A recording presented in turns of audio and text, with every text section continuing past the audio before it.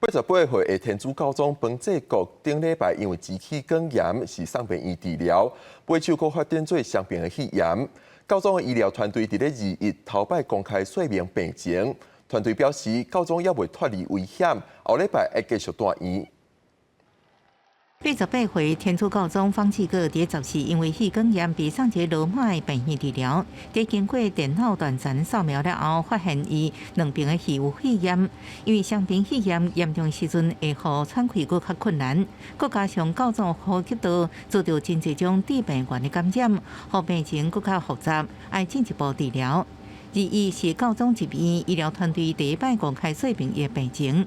医生表示，教宗目前无生命危险，不过至少未来1礼拜拢爱留伫病院。È qualche cosa, ma la domanda è: il Papa è fuori pericolo?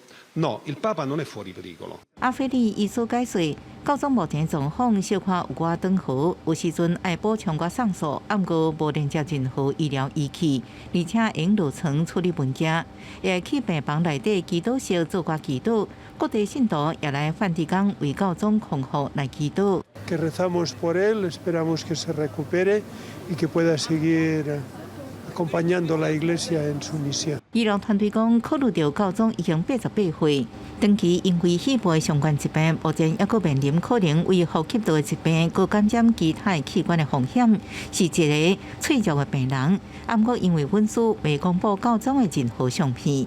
公视新闻新竹培编译。